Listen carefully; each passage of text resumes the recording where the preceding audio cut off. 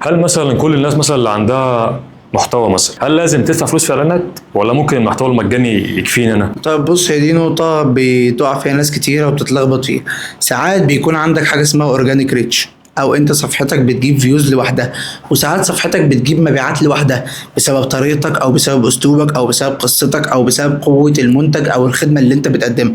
فعلا ده كلام مظبوط، لكن الى المقال لازم تستخدم الاعلانات. بصوا يا جماعة، في جملة بسيطة كده: الاعلانات هي محرك العالم. لولا وجود الاعلانات لم يوجد الراديو، ولولا وجود الاعلانات لم توجد القنوات التلفزيونيه.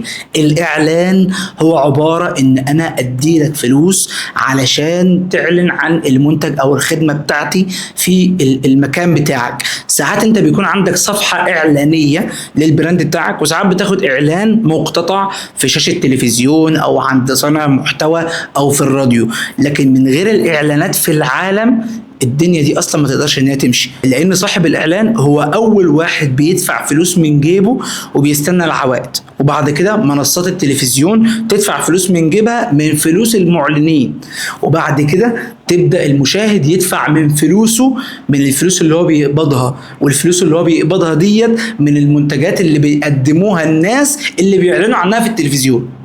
فهي دايره وبتلف. فالاعلان لو مش موجود مش هيكون فيه اي نجاح او اي تقدم. لحد مرحله معينه انت ممكن توصل ان الاورجانيك ريتش بتاعك بيجيب لك مبيعات كويسه، بس هتوصل عند مرحله لازم ولا بد وحتما هتستخدم فيها الادز او الاعلانات المموله او ايا كان نوع الاعلان.